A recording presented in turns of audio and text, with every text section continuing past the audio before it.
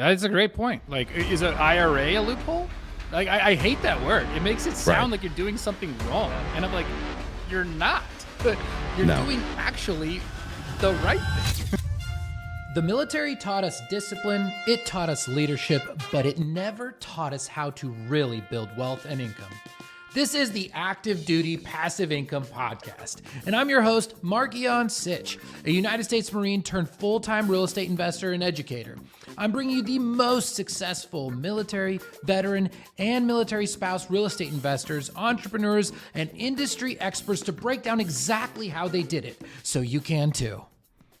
Boom, baby. We are live again. ADPI, welcome to yet another episode. This time we're going to get into the weeds of like multifamily. We're going to get into a really, really cool story of a couple of gentlemen, how they approach multifamily, what their incredible track record is, and how maybe even their operations overlap with some military. So I'm really, really excited to dive into this.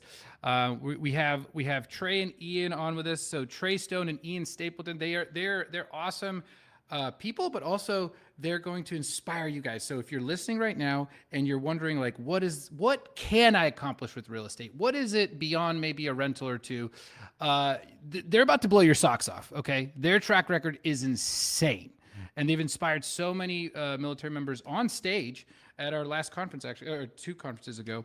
And so again, Trey, Ian, glad to have you. Oh, and by the way, in case you don't see the video, if you're listening, we have the co-founder of ADPI, Eric Upchurch, here with me. He's going to interrupt me to make sure I don't just keep babbling. And he's great friends with Trey, and so he's gonna be a great addition to today's episode. So, anyways, again, back to you all, Trey and Ian. Welcome aboard. How are you guys doing?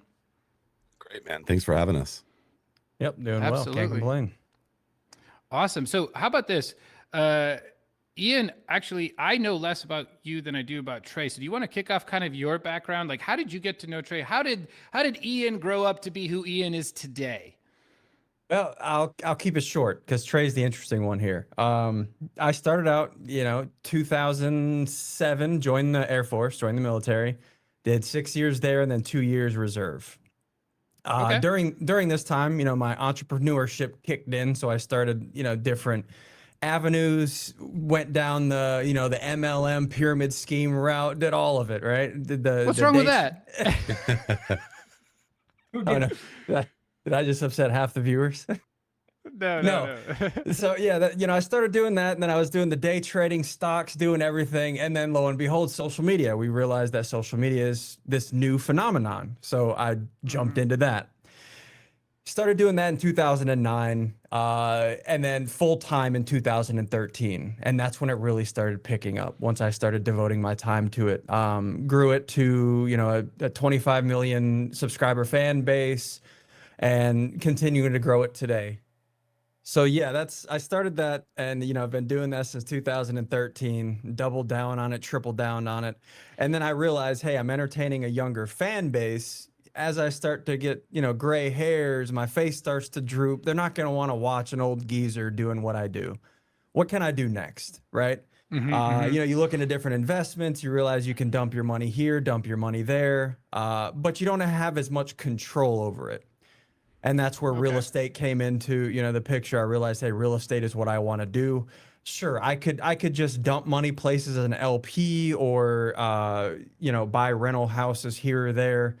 But if I want to do this on a large scale and do it correctly, I have to work with somebody who knows what they're doing. And they're, being a syndicator, being, somebody that buys deals, they're everywhere. Everybody does it, especially with social media. I want to do this correctly. I want to treat people correctly. I want to raise money correctly. I want to do everything, correctly. And that's where, led me to Trey, talked to a few other people, led me to Trey, and I realized he's the real deal. He's the guy that does this correctly. So, yeah, how did you meet Trey? Are you in Houston? I wasn't. I was in South Carolina, but the internet is everywhere. So I really, reaching out to different people, networking. It eventually led to Trey because he's back in the game and he's one of the best in the country. So, I wanted to figure out how can I work with this, Man, no This pressure beast. over here. All this build up. I'm like, I can't live up to the hype now. It's set up for failure over here. Yeah. So that's where I started, realized he's the real deal. So I decided, hey, how can I provide value for him so that he'll even want to give me the time of day to work with me? So, just kind of, Trey, what can I do to make your life better? How do we work together? How do we do this? So Yeah, can we pause on Give that me for a second? money. 'Cause I think honestly, that's like a huge value to somebody listening to this. People are Yeah. always like, "Oh, just reach out to somebody who'd like to mentor you and Yeah, pick their ask them brain. how you can add value and stuff." So talk to me about like, okay, you're sitting there in South Carolina, South Carolina or North South Carolina. Yep. You're sitting there in South Carolina and you're like, I'm gonna cold call Trey Stone, and I'm gonna tell him that I'm gonna work for him for free for the next year. Or like, what was that like? Or did you email him? Well, Did I mean, I you- think I had a leg up because one, I have the social media background, and that's the new marketing strategy today. And that's what, he didn't fully understand. So I brought that to the table, the social media side. Plus, I built up a pretty big bank account over the years that I could dump into real estate, dump into deals. And that's what he does, is he buys and, trades deals. So I was able to provide, those two fronts to get in his good graces, if you will. Yeah, I know, Eric, you and I have a mutual friend, Brandon Turner, and Markian. I know you know Brandon too. And when I was meeting with the other members of the 50 in Maui in January, Brandon hooked me up with Jack and Graham that do Iced Coffee Hour and said, hey, you guys should talk to each other. Y'all wanting to do more real estate. You should be talking to Trey. Trey, you suck at social media. You should be talking to these guys. They've got a big podcast. So we were at dinner and we just kind of started talking. And I think Brandon was happy to kind of have them come take some time with me because I'd been soaking up all his bandwidth, throughout dinner, talking about, everything from stuff going on in his portfolio and how he could improve operations and results there. Things that I've learned from just being in the game, 26 years, a little bit longer than he has on, at least on the multifamily front. And then at the same time, he was educating me, like doing things like pulling up on his phone and showing me, like the schedule of when does he create content and post content and respond to comments and do all that. Cause that stuff seems probably for you guys, you're younger than me and you've been in the space kind of in this era. But me, I mean, I was coming from a totally different background. When I started buying apartments, there were no such thing as iPhones. There was no such thing as Facebook. I remember we did have MySpace, but nobody was raising capital on MySpace. And Except for from Tom. Right, exactly. MySpace Tom to raise money with you. Yeah. So, I find all this out and then all of a sudden I'm getting contacted by a YouTuber with 25 million subscribers and 16 billion views that's made tens of millions of dollars on YouTube and is one of the kind of OGs on YouTube for the type of content that he produces. And, I thought, all right, well, the problem with Jack and Graham is that they don't really need me much. I've been able to help Jack a little bit and give him some pointers here and there. But for the most part, they kind of know what they need to know for where they're at the real estate game today. And then they're also just so insanely busy. I mean, I saw they had, I think it was Eric Trump on the other day, and they've always got all these kind of big games. Dude, like they're everybody booking and everybody. Yeah. it's like they're booking the same people Joe Rogan is booking, right? So yeah. And then meanwhile, they've come down. I mean, at least Jack's come down a couple times and seen our deals. We've talked, we've become friends, but there's only so much time that I can be bugging Jack for free advice on how to do better at social media in this new age. Because when I built up all my original investors, my first 6,000 doors, I hosted an AM radio station on a small local station here in town. And then later my employees would host that, thing. Sometimes I'd be a guest, but I wasn't on it that much. So all of my investors all came to me from either word of mouth and referrals or repeat investors or people through that little AM radio show. And then now coming back to the business now, I mean, how could you be more different from people reaching millions of people in seconds on social media all over the world versus you had to be in the northern part of the greater Houston area to even get a clear signal from the tower on the little AM radio station that I was on, right? I mean, it's just worlds apart. So for Ian, I think it was kind of an easy sell for me to be like, all right, I can teach this guy how the multifamily industry works, and he can bring me out of the Stone Age in terms of digital marketing. Right. So that made sense. So you guys really, really complemented like each other's needs almost. Like you guys provided value to each other. It seems like a match made in heaven, honestly, not to sound cliche, but that's really, really cool. And honestly, I love did you guys vet each other? I'm just curious. Like, I'm going to dig into that a little bit. Like, how did you like kind of try to look into each other a little bit deeper than like, how did that work out? Because what Eric and I have learned through, I like to say that like people can be your biggest leverage. They can also be your biggest downfall. Like I've lost millions of dollars because of people, not because I put drywall up wrong, right? I say that a lot on this podcast. Like it's typically not the technical stuff, because those mistakes you can walk in that door, walk back out, or fix something, throw some money at it. But people, like the wrong partnerships, the wrong contractors, sometimes even, I have some horror stories about that. Did you guys vet each other a little bit? Definitely. I mean, I looked into him for a while before I wired money to, that first LP deal. Right. Obviously, we do our due diligence. And since, I've been building companies for a decade now, you kind of you get that, you trust your gut. You get that initial thought of, is this a good guy? He seems like it. So you kind of roll with that, right? Trey, I mean, I can't speak to him, but I mean, he flew to South Carolina. We hung out. Then I flew to Houston, hung out with him. We wrestled. Literally, we did jujitsu. I mean, that's more than 99% of people do. Yeah. Just getting to see each other face to face, I think is so important. I just wanted to highlight that because we at ADPI, a big thing that we do is we build teams for multifamily. Like that is our educational model, is like you build teams. And because it's just not a sport you do alone, right? And also from the military background, you're used to being around a unit and teams, and so it just fits well. And I tell them, like, don't, just because you're like short an underwriter on your team or whatever, like don't go just frantically be like, hey, you're an underwriter, come join our team. Like spend some time. Like, I'm not saying like, oh, that person's left ear is a little bit bigger than their right ear, and like now you have analysis paralysis and you don't want to work with that person, but definitely spend some time, measure twice, cut once with people. So that I just wanted to highlight that. It's funny. First time I met Brandon Turner, I got to choke him out. That's when I flew out to his house in Maui, and we rolled in his garage, and he choked me out. I choked him out. Got some photos, and it was pretty fun. But that's a great way to bond. It's a good example of like, you could do dinner and things like that, which is obviously a good idea too. Actually, one of my mentors has a story about taking his partners on purpose. He would take his spouse with him to dinner with whoever he was going to partner with, and he would watch, and his spouse would watch very intentionally how he treated the wait staff. And also then when the meeting was over, the dinner was over, he'd say, what did you think about this person, to his spouse? And women, notice you guys are both married, right? So they seem to have a knack for, you can do business with that person, or, dude, what are you thinking? That is really off. Yeah, you're so on the money. My wife and I, by far, our biggest value, is our family, our highest priority. And so one of the criteria that we had to kind of move forward with this was to get to know each other's families. So we spent time with Ian and Madeline and their kids. And, Ian came and spent time with us and our kids. So our wives had a chance to use that superior emotional intelligence they sometimes have over us.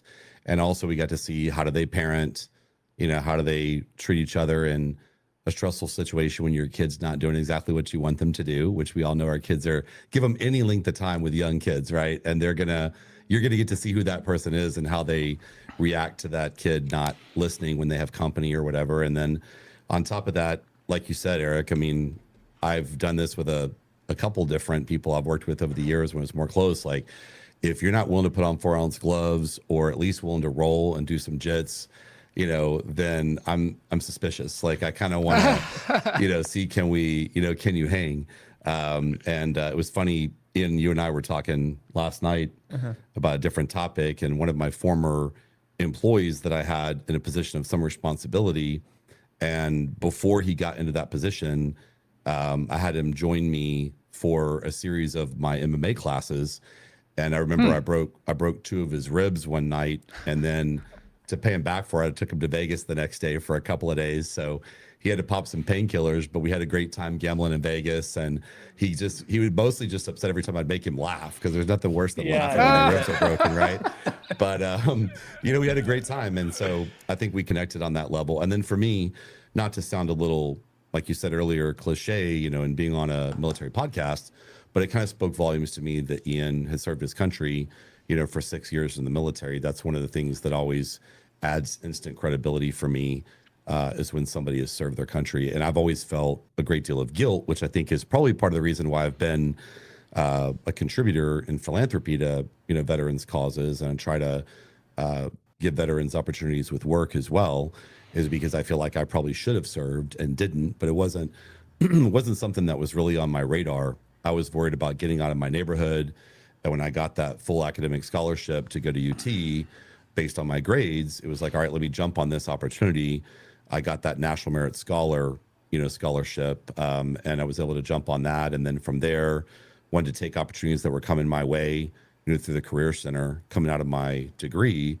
And the next thing I wind up, buying a bunch of real estate. And somewhere along the way, it was like, oh, wait, I never, served, was military or law enforcement. And that's one of the groups of people that I respect the most. And I've always just felt a little bit of, what's that? I guess a little bit of mental, cognitive dissonance, I guess they call it, where like, this is a value that I believe, everybody should serve. I kind of like what they do in Israel, where everybody has to serve. I think it's like a mandatory 2 years. Yeah, That is such a freaking great idea. Yeah. And the fact that I didn't do it, it makes me even more drawn to people who do.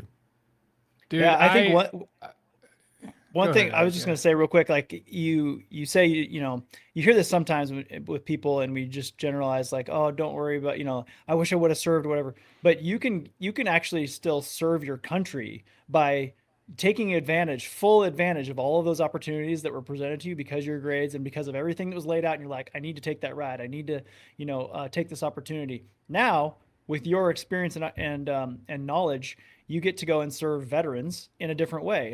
And serve your country in a different way by improving housing. And that kind of, I don't know, I just feel like there are, aside from like actually putting the uniform on, there's still ways that you get to serve this country, and you should be proud of that too. And honestly, like talking to veterans and giving them jobs and educating our military community about things and coming to our conference, and just like, those are big deal things. You could change a life, and that's valuable.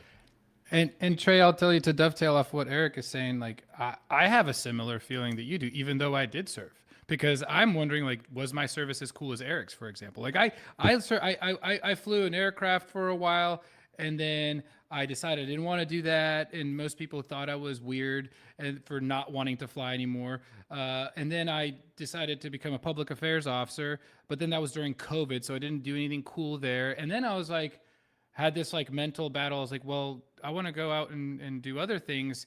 Who am I to think that there's something maybe greater for me than the military? The military is the highest order of awesomeness and blah, blah, blah. I should be thankful for that. But no, I still felt like, for me, there was something I could grow in better than I could in the military. And that was a tough mental battle for me. I talk about it a lot on the podcast. I felt very guilty for not doing as cool things as other people in the military, or wanting to get out, realizing it wasn't a 20-year career. So I'll just say, like, I want to, mimic what Eric is saying. I think there's a lot of ways to serve your country. And I think making America better by leading by example. And I think real estate is a phenomenal way to do that, not to sound cliche as well, because it's a multi-layered cake of our economy. Everything from how it supports our tax revenue, even though you don't end up paying taxes, and how it provides housing, and then like the plumber, the electrician, the property manager, all these people now have jobs, and you're generating revenue for the local governments to make the schools better. Like it's literally the cornerstone of American wealth, in my opinion. And so what do you have? Is it 21 exits? Is that right, Trey? Sir. Insane, right? So can we dive into that story? Because there's a reason why Ian did his due diligence, and he's like, I want to invest millions of dollars into this guy, and now you guys are on this podcast together. So let's talk about that. Like, how, so college, and then you're like, boom, I'm going to go buy an apartment complex. Like what, where did that let's like dig into that. light bulb, where did that happen? And I was so blessed. I had this mentor when I was in college, and he was my professor of accounting, and then later my professor of real estate at the University of Texas when I was a student there. And I just kind of didn't have any clue he was anything other than a professor. And he was the kind of guy that would invite students over to, the house, and he and his wife would make dinner, and you'd eat dinner with the family and That's a good kind of professor. hang out. Yeah, really cool. And so he invited me out there, and I'll never forget the street you look up in Austin. It's Pascal Lane, and it's in the Westlake Hills neighborhood, which is, at least was at that time, I think the most expensive neighborhood, by square foot in all of Austin. And they called it CEO Lane because you had various C-suite officers of, Dell and 3M and National Instruments and stuff, like right there on his same street. And it's this like 3-story home on a hilltop overlooking, Lake Austin, and then also the downtown skyline. And like on one floor, you go in the back and he's got the pool, and then you go up the stairs or the elevator to another house that is kind of cascading in angles around the hill with different views. He's got another one that's like his sport court, and his kids were all American athletes, and so is he. And then you go to another level, and he's got like a putting green and stuff up there. And, I was a dumb kid from Pasadena, grew up next to a trailer park in a low income area. So I didn't have any kind of couth or property manners like I probably should have. And I actually said to him, I kind of cringed now thinking about it, but I was like, man, how the heck could you afford this place? Aren't you a professor, man? I mean, I appreciate it. It's awesome. I was like, dude, how did you get this? Did you inherit money? Like, what's going on? And I realized now that was like not the right way to ask that question, but I you just were in didn't know any shock. better. Yeah, I was just couldn't believe it. And he said, well, do you see that building out there in the distance that has the little kind of circle looking logo with the little teardrop shapes in a circle? And I said, you mean the Frost Bank Tower? And he goes, yeah. He goes, well, I built that with H. Ross Perot, which, if you guys remember, he ran for president years ago, old school. Naval oil and Academy gas. graduate. went to Like okay, I didn't know that. 1992 or something, he ran, right? Yeah. So, I knew who Perot was. I knew the Frost Bank Tower because down, below the Frost Bank Tower, a couple blocks away, I worked at that time as a bouncer at a nightclub for $7 an hour with no health insurance at the biggest dance club in Austin, where generally in any given night, I'm going to be in at least a half a dozen fights, and just hoping that you don't have a hospital bill afterwards, because that's coming out of your $7 an hour minus taxes, I would add. And so I'm like, yeah, I know the Frost Bank Tower, but from looking up at it, not from building the damn thing. Yeah, you would have been a good Marine. Thank you. So I was just kind of blown away by that. And I was like, well, man, how did you do that? And he kind of told me a story. He started with single family and, worked his way up into larger commercial projects. And then, got connected through the university, actually through one of his sons that was in school there and played basketball for UT and wanted to teach there as well. And then became passionate about the university and the sports that are there. And he had played basketball in college as well. So he was a former student athlete. So that's kind of how he got tied in. And then by this point, his kids were already moved on from college, but he stayed connected to the university and kept teaching there. So as we start to get to know each other better, he sees I'm publishing a magazine in Austin and Houston that time while I'm a college student. And he thinks, okay, he got some, he's ambitious, this kid. And I guess kind of, took mercy on me and said, well, I've got one last rent house left from back when I had a bunch of them years ago. A property management company rents it for me, manages it for me, but I'm way past the 27 and a half years of straight line depreciation. So I don't get any depreciation anymore on it anyway. If you want to pick that thing up, I'll sell or finance it to you because you probably don't have any money. And I was like, you're exactly right. I don't have any money, and I'd be happy to do that. So that was my first rent house, and I got the bug, and man, I just kept going. And I could tell you the rest of it from there, but that's the how genesis. many single families did you buy then? Did you stick with single family for a long time, and then how did you transition? I thought I was going to, because I figured easier to get into single family deals without having to put a lot of money up. We both know Pace Morby, and he has an excellent program and teaches people how to buy single family deals, even if you don't necessarily have money or credit. So I bought that Carlton Sheets No Money Down set of CDs off late night TV while I was eating the big New Yorker pizza from Pizza Hut one night when I got home from my bouncer job. and thought, oh, I'll just keep buying these single families, while I'm in college and then after college until I get enough of them to meet the stuff I got from Robert Kiyosaki's books about meeting or exceeding my monthly bills, right? So that was kind of my blueprint that I was trying to follow. And I was maybe 4 or 5 houses into it when I was also running a mortgage company that I'd started, because this was back during the refi boom in the early 2000s when rates took a big dip. And I had friends in the mortgage industry. In fact, a friend of mine, Jeff Davis, mentored me there. He was a bartender that I knew from the bar business when I was a bouncer, and he was doing mortgages. I'm like, how are you doing mortgages, dude? He's like, oh man, it's easy. I can show you how to do it. And so he got me set up, and I opened the first branch of Benchmark Mortgage down in Houston, rented a little office in a dumpy little building, and hired a couple processors and some LOs. Didn't know what I was doing, but you could buy lead lists, online, and then dowel for dollars. And that's what we did all day in the refi boom, trying to lower people's interest rate, maybe do some debt consolidation if they had outstanding consumer debt. And as I started doing those single family loans, I thought, well, I'd make bigger commissions if we did, commercial loans. Right. So I thought I'll start doing some commercial loans. And I looked into it with Benchmark, the company that I was this branch manager of, with basically means you pay them like a $250 per file fee to keep you in compliance with all the regulators and everything, but you keep everything else that you kill. And I said, I want to start doing. Yeah, that's what I thought. So they said, well, yeah, you could do commercial loans, but you don't really need us. You don't even need a license for that. I was like, well, then what am I paying you guys for? Let me go do commercial. And then I found out, well, oh, you might actually have to know something about underwriting, and you might actually have to understand how to do NOI construction if you want to do multifamily lending or commercial lending. But I proceeded doing it anyway, not knowing what the hell I was doing, and closed the first deal I brokered for a client financing an apartment complex. And I thought, screwed everything up and it still wasn't that bad. And the check was a lot bigger. So I started doing multifamily loans. And then one of the multifamily loans I was doing for a guy was for Emery Jacob. And, he got to know me in the process. We became friends. I mean, you're in business development, you got to build a relationship. And he was like, man, why don't you go do apartment deals? Stop messing with rent houses. And I'm like, because dude, you're rich and I'm broke. What do you think? Of course I'm not doing it. I don't have any money, man. I'm young. I'm not at your position yet. He goes, no, you can do it. You don't need any of your own money. You can get other people's money and I'll help you. And so 7 a.m. the next morning, I lit him up. Hey man, what do I do first? And he's like, dude, call me back in 2 hours. It's too early. And I followed that guy around like a lost puppy dog. And I even started sending people to him, like making referrals to him to help him raise capital. Nice. And in the process, he let me into one of his deals at less than his minimum. So I scraped together a little bit of money, got in as a passive with him. And then I followed CB Johnson, our roofer, up on roofs and ladders in the rain. And he's got pictures of me power washing the sidewalk in front of the leasing office the day that we closed. And I sat in there and interviewed candidates for maintenance guys or any other position I could. And I'd sit up there late at night and bring him vanilla vodka and Fresca, which is what he drank, if he would let me watch him do QuickBooks so I could learn how to do the accounting, for the property and how to do general journal entries and all this stuff. And so little by little, I felt like, all right, I could maybe do this. It's wonderful when you're young and you don't know how impossible that is or how stupid that is or how risky that is. And so you just do it anyway.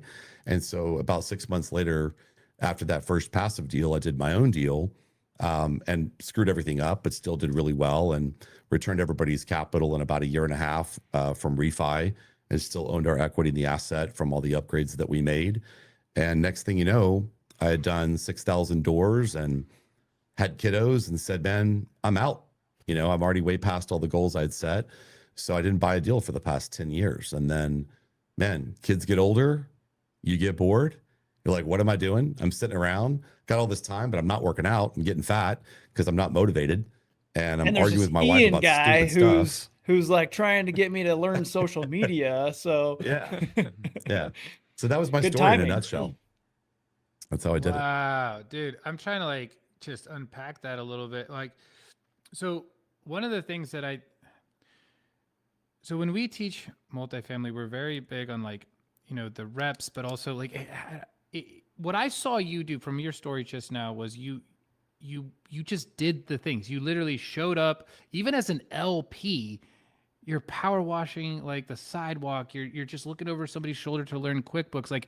There's literally, the barrier to entry is high no matter where you want to make money, right? But you just human capital, you're just there and you're just doing it and you're just forcing yourself into the room. I think it's an attitude thing.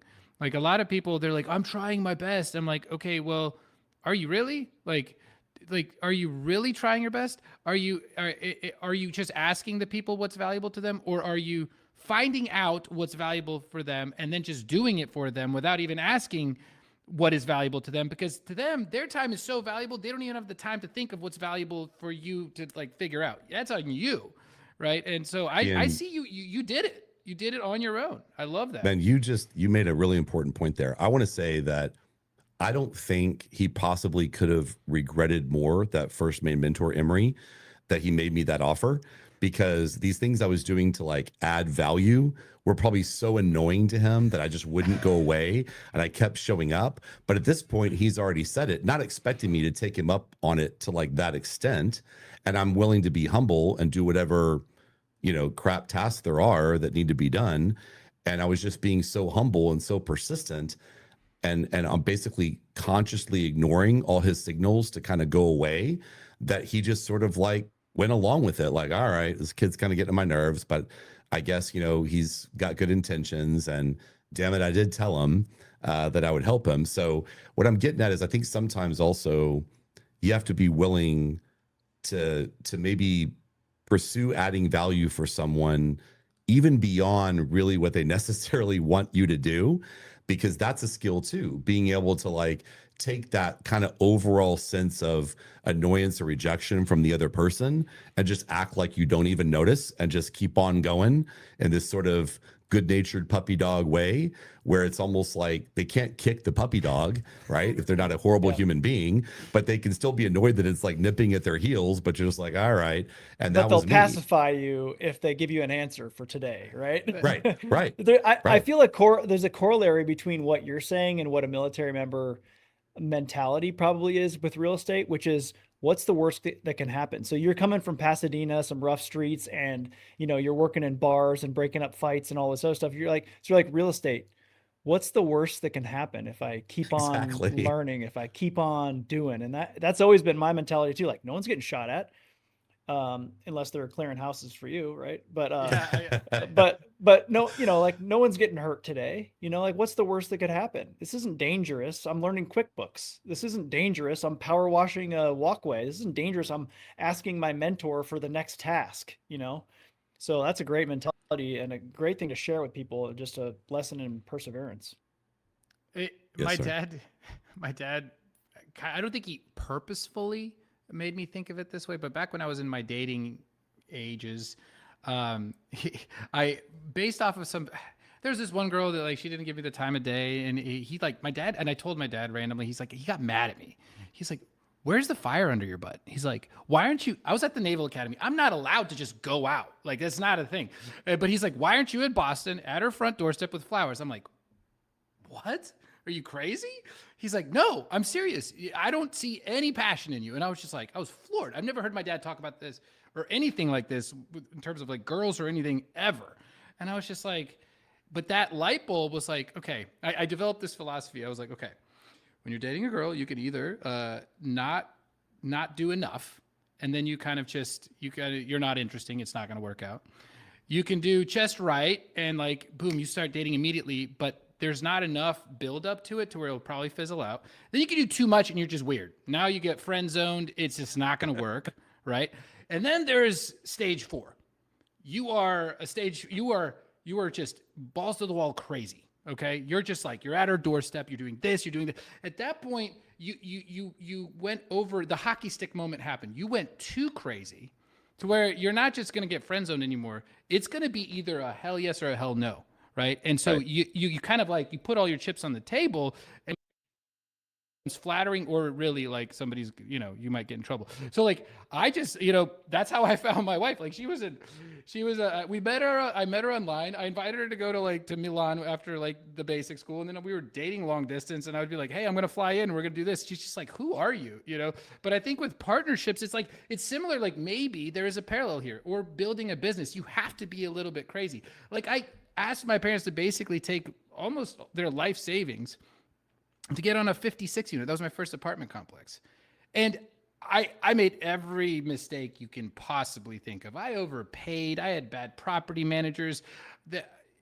Everything that could go wrong did go wrong. Same thing on my first memory care facility. Do you think that there's like a certain need to go just a little bit crazy before you know everything in order for it to succeed? Like, do you need that like catalyst? Let Ian take this one first. I've been talking Yeah, too much. yeah. You go ahead, buddy. Oh, Actually, I'd love to hear that even like in a different industry, like in social media. Like, Yeah. what was like you had to be a little bit crazy before you saw results, right?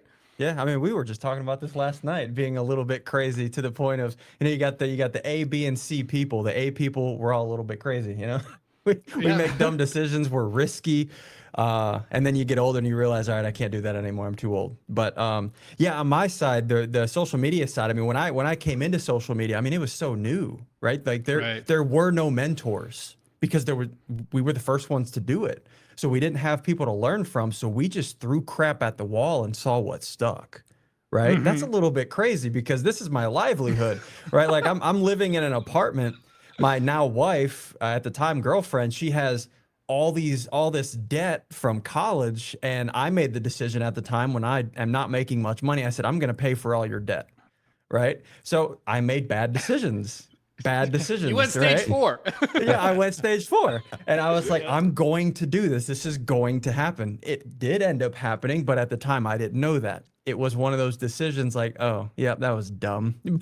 But you make those decisions, and that's just the beginning part of it. You make that decision, and what separates an A from a C player is the after. What do you do next? Are you going to follow through with it? Are you going to run with it? Or are you going to hit a wall and then curl up into a ball and stop? Or are you going to bust through that wall and keep going? And that's what I think separates an A from a C. The A and C person, they're both going to make a stupid decision in the beginning. But what do you do when you hit adversity as you go down that line? I'm constantly struggling with this concept. I'm like, do I tell people to, how do you eat an elephant one bite at a time? Or have you guys heard this? It's like, this is how some people eat elephants. It's too big, but they figure out how to chew it later.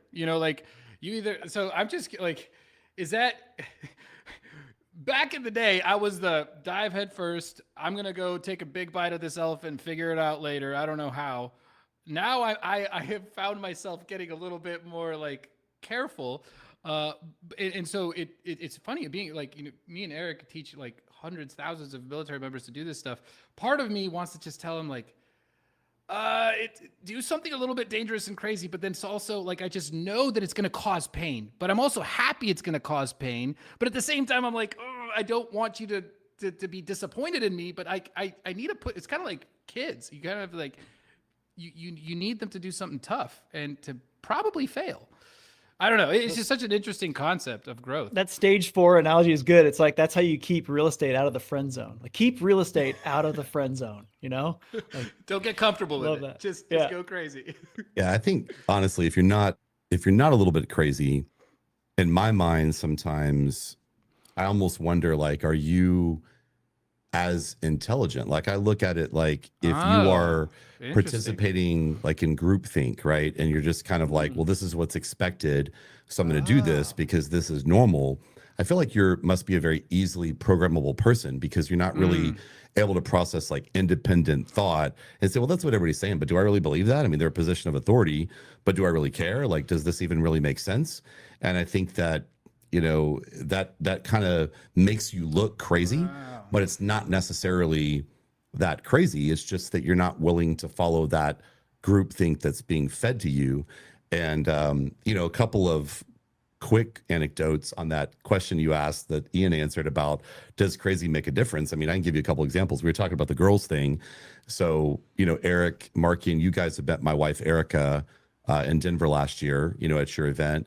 And when we first started dating, I mean, like just started dating, I went and made her a pair of custom rainbow python boots through this guy. He's a 5th generation boot maker. Of course. And he makes all my boots. And I put put Erica Nydia Stone into the boots. Oh like, my I already put gosh. it with my last name on the That boots. is wild. This is my We've first been dating for 1 month, and I gave her my last name on the boots. And she was like, wow. She's like, first of all, I don't know about rainbow python boots that are knee high. Second of all, custom made, so they're expensive, so now like have to wear them. And then third of all, with your last name, like, really? And so there was a series of things like that that I Dude, did. that is were stage like 4 for sure. That hardcore is like stage 4, Yeah. right? That might be stage 5. Yeah, and you know, stage she 5 grew into clinger it. from the movie. That is, in fact, yeah, stage 5 clinger. And that That's is stage now, in fact, her name. So I was right. Hey, it It worked. just took a little while. Manifesting, Um, man. And so now And then, those like, I boots remember are with- properly broken in and good to go, right? They sure are. They sure are. I have pictures of her wearing them at our wedding because she had like the outfit for the church. And then we kind of changed later to have a more comfortable outfit for the reception. And it was at the Redneck Country Club, which is kind of a country themed place. And so we wore cowboy boots for that part of it. And she had them on and the whole thing. And so it all kind of came full circle. And then to the crazy thing with Emory. So, you know, we're at this property. I'll never forget Aspen Apartments, 6150 West Tidwell, between Bingle and Antoine, which if you were from Houston, you would know is a rough part of town. Officer Abernathy was shot the year that we bought that property directly across the street from us. The first manager candidate that I interviewed with Emory to come manage the property pulled up to the corner store that we shared a border with, and she got carjacked and mugged and had her purse stolen when she was stopping at that convenience store next to our property to get a Red Bull to get going for our meeting. So she came over to the office and she said, I need to use your phone. I don't have my cell phone now to call my husband to come pick me up. I don't have, you know, anything. He took my purse. And by the way, no, I don't want the job to manage your property. So it was a pretty rough property. We had our share of dead bodies, SWAT team standoff in the middle of an investor meeting one time with Big Boo, who was a drug dealer that had a hostage in one of the units. And he had the audacity, by the way, to bleed out on 2 carpets, which really pissed me off. I mean, I can do one make ready, but if I have to replace a second carpet because you went to the one next, just have the decency to bleed out in your own apartment if you're going to be a drug dealer scumbag and get shot for it, right? But, and you know, those arterial flakes, So it's the big inconsiderate. blood flakes, like it's hard to get them off. Anyway, so all kinds of crazy stuff went down there. And as soon as we closed, we hadn't even re-tenanted or renovated or anything yet. I go walk around the property at night, and you know, Emory would walk with me, and of course I was always armed and he wasn't, because we're a little different backgrounds, he and I. And he saw right away that we walked by the laundry room. I see guys shooting dice behind the laundry room. I'm right up, going up to him, guys, what are y'all doing? You got to get back in your units. Do you live here? You know, who are you? And they're looking at me. It's like, it kind of reminded me like that scene from like Men in Black, you know, when he's doing the test and, you know, he looks around, he doesn't really wind up shooting the monsters, but he shoots the little girl. And they're like, why'd you do that? And he's like, well, this guy over here is just working out. This guy over here, he's just coming home, from work. But she's in the middle of the hood, little white girl with no tattoos with some physics books. She's up to something sketchy, right? And that was his answer. And they were looking at me and they're like, clean cut white guy, no tats, middle of the hood, behind the laundry room, breaking up our dice game. He's either somebody very dangerous or at least at a minimum very insane. So maybe we'll just comply with what he's saying. Like they weren't sure like how to take it. So I'd break up those dice games. They had, you know, sadly at these properties, they do a lot of human trafficking. They had a young girl. Another night we were walking property together. She was bent over the hood of a car with 5 guys in a line at $20 a head, taking turns with her bent over the hood of the car. I ended that and separated her from the guy that was trafficking her and told all the guys to get out of there, or I was going to put a bullet in their head, you know, and they left. But at the end of the day, Emory was like, yeah, you know, because I was with him doing this stuff at this property, turning it around. And next thing you know, he didn't mind having me so much as a sidekick, because we go do what we called our cup tours, which is make a cup of that vanilla vodka and Fresca he liked and go walk the property at night. And I'd run off anybody that was up to no good. And I mean, who was doing that in the hood at 2 o'clock in the morning, you know, in the Houston apartment business? So I think that that little bit of crazy is absolutely a recipe for success. And I think in a way, if you're just completely compliant with all the norms, you're probably not as much of a critical thinker is what I would be looking for in a leader. You've got to question that. I mean, all the guys that are friends of mine from DevGuru, for example, you know, all those guys are, you know, what's their expression? If you're not cheating, you're not trying. And they're always thinking of like, what's the way around it? Just don't get caught, right? And I think that comes from, they're highly intelligent. As you know, within the SEALs, a very small percentage make it into SEAL Team 6, which is otherwise known as DevGuru. And then of that, like 90% don't make it past Green Team after the first year. So those guys I know with 28 combat deployments, 22 combat deployments that were running squadrons, these are super intelligent guys. None of them is going to be conforming, which is what somebody says that they should think. No matter what their title or position is, they're only going to be convinced to respect you based off your results. And so I think that's perceived as crazy by the public. But in my opinion, it's not crazy. It's actually crazy to just do whatever people program you to do, like some kind of a drone, and go through life that way, and then wonder why you're getting super average results. Well, you did nothing but average stuff. I remember Drop the hearing, mic. I mean, totally. That is, I want to get into like how you take because a lot of people are scared of D class assets. And what you just explained to me is sounds like a D neighborhood and a D asset, right? So I wanted to talk about how you find value in a D asset or a D neighborhood, because to me, it's like you can make a D asset and turn it into like, say, even a B or a C plus or something, right? You could do that. But the neighborhood, if the neighborhood sucks, you're then taking and renovating units to try and add value in a neighborhood that's not going to change. So how do you control the uncontrollable, or how do you find value in something like a D asset in a D neighborhood?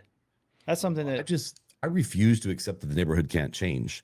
A good example is Deb and Ron Rovsnosky. They own Rovsnosky's Hamburgers right down the street from a property I bought called Clearbrook Apartments that I renamed Montebella at 4000 West 34th Street down here in Houston. And I would go eat at their little burger shop, right down the street from my property, because you just walk down the sidewalk from the front door of my leasing office and walk into the front door of their burger shop. It was a little strip center, at the end of that block. And when I would go in there, they both went to UT. They had the UT, flags up on the wall and stuff. So we kind of talked about our mutual alma mater and, got along well. And it was a little family-owned restaurant, been there for decades.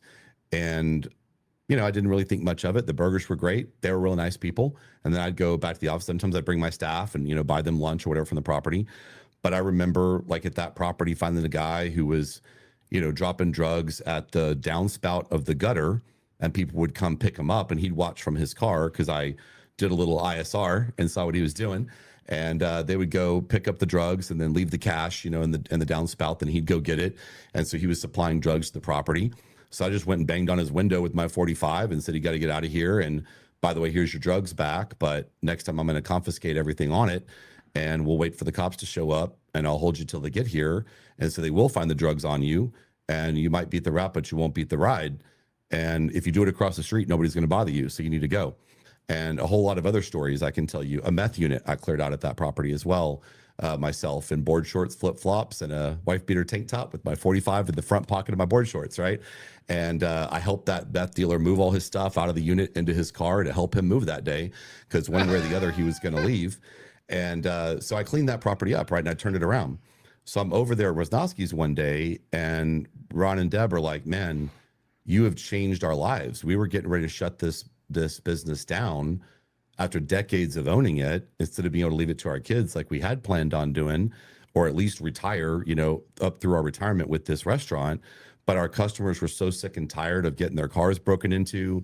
They were so sick and tired of, getting kind of threatened when they're coming and going from the restaurant. And ever since you kicked out all the drug dealers and gang members next door and cleaned it up, all of our clients are coming back, like we're busy again." And I was like, "I've noticed now I got to wait when I come in to get a burger. There's a line." There hadn't been a line at lunch at that place in a long time, because the neighborhood had just gradually been falling to urban decay.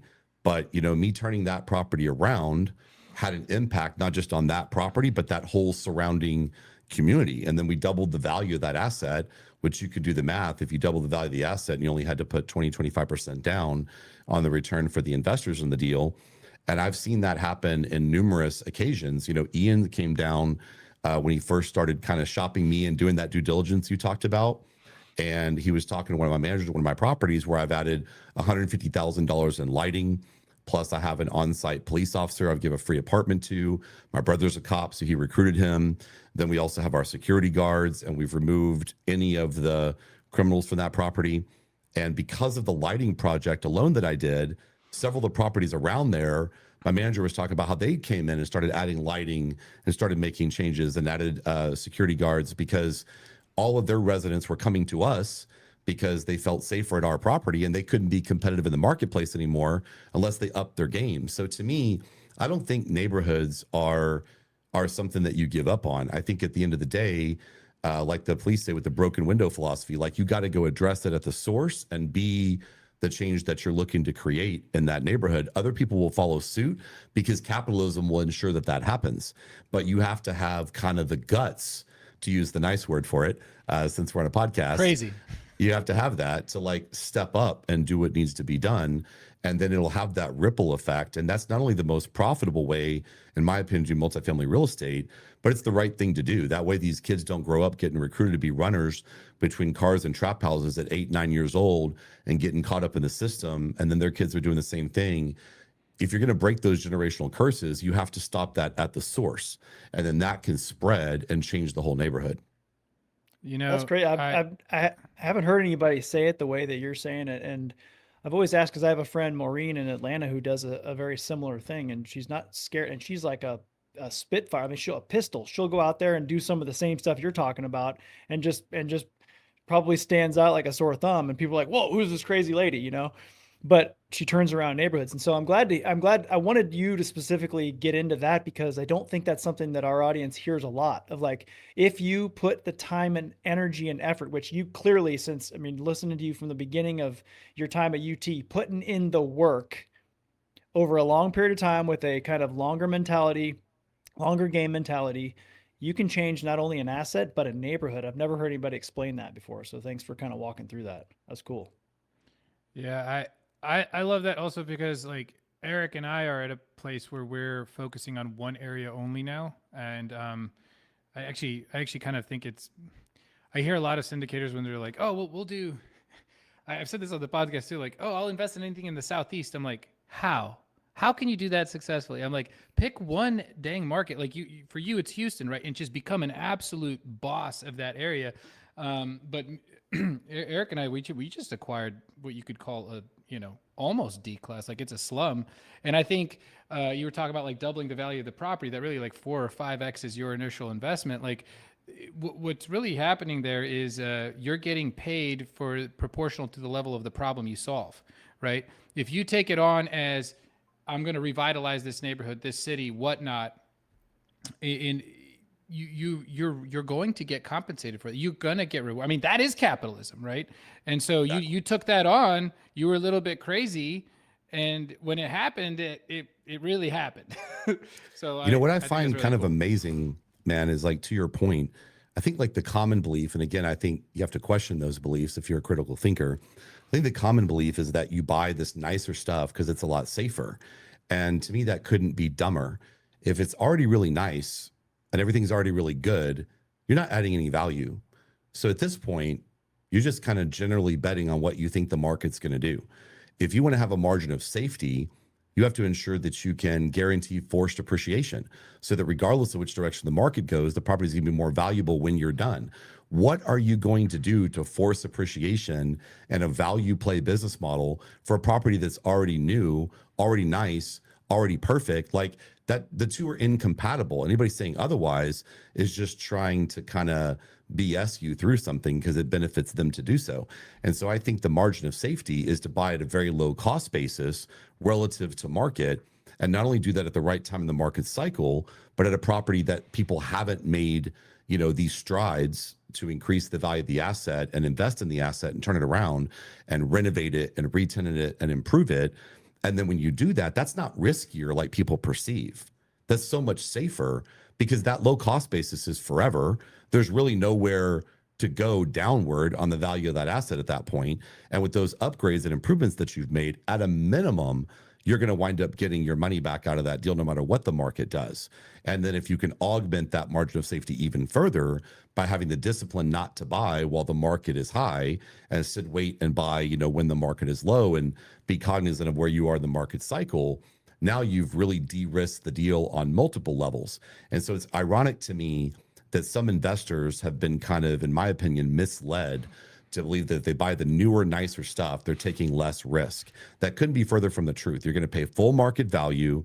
You're going to pay a premium for that asset. And then you're completely just gambling on your crystal ball of what the market's going to do. And even if it works out, like the returns are probably going to not be doubling the value of the property, right? Right. And what I find with these C-class assets Eric and I are looking at right now, let's just take the one we just acquired. Their Google My Business profile is terrible. Their website was terrible. Their reviews are terrible. Their systems were non-existent. So to me, I'm like, wait a second. Like I literally just spruce up the Google, spruce up the website, put them on all these listings, refresh the branding, and have better management, like, you know, online payments and whatnot. Like it's not rocket science. With like, you go get a luxury apartment complex, it's probably already doing all of that stuff. So you're gonna have to find margins where you can like squeak in this, that, and the other thing, and or just hope that you're riding the rent increases in that market, which we all know that like there's a lot of markets out there that are like tanking right now, which is why another reason why Eric and I are super pumped about northeastern quadrant of Indianapolis. That market's doing very well, and it's going to continue doing well, according to Neil Bawa, who I trust. But anyway, yeah, that's how about this? Like, can we go over How do you hire vets, Like, so and what do they do? You know I'm excited people? about this topic too. yeah. Well, you know, I'm glad you brought this up because, you know, it may not be exactly your question, although I think it dovetails, and I'm going to answer your question too. But I just wanted to say this because I think it's important for your audience. You know, I've mentored at this point hundreds of people in buying real estate. Some of my students have gone on to do billions of dollars in deals, more than I've done. And a lot of them had never owned a piece of rental property in their lives until I worked with them. I don't really do the education side of the business anymore because now that I'm a little bit older and my wife and I have 3 kids, you know, it's with everything going on the personal life side that's different than when I was young and wanted to work 20 hours a day because I didn't have kids waiting for me at home. It's difficult to both syndicate deals and run an education and mentoring group. It just doesn't, you know, work for me anymore. But in the years that I did that, what I found is that there's a very limited number of people that really have the guts to go in and do the work and take on tough deals and just turn them around and then create this change that we need to see in workforce housing in America today to meet the needs of working class, middle class, you know, to lower middle class families that are really the backbone of, you know, our economy and our country. There's a big need for workforce housing. Notice I don't say affordable housing because that has like a government subsidy component that I don't believe in. But workforce housing, implying that my tenants have jobs and just want to work hard and give their kids a better life so they can keep, you know, moving up, right? What I'm saying is that it's a limited number of people who really want to follow the stuff that I teach. They'll cheer me on, but not very many will do it. And I think that the ideal group of people to go do what I do are veterans, 100%, because the circumstances that you guys have faced in the military, there's nothing out there could prepare you better for doing what I do and to kind of have the guts to say, screw it, let's do it and go after it, roll up your sleeves and get involved in it. That is so critical that it's almost like you're being groomed to do something like what I do that other people are afraid to do. And so I just wanted to put that out there because for your audience, like these are the people that should be doing what I'm doing that have those skills. Okay. Then let's dig into that a little bit. I'd like to involve Ian on this question, okay? Because before we get into the dev crew and how you and those stories, because I to a certain degree I agree with you. Like that is mine and Eric's brand too. Like we serve the military community. This is our mission after the mission. Okay, if you want to, this is our new purpose. However, I will say you're also inculcated or brought up in a system where the agenda is not to make you wealthy in the military.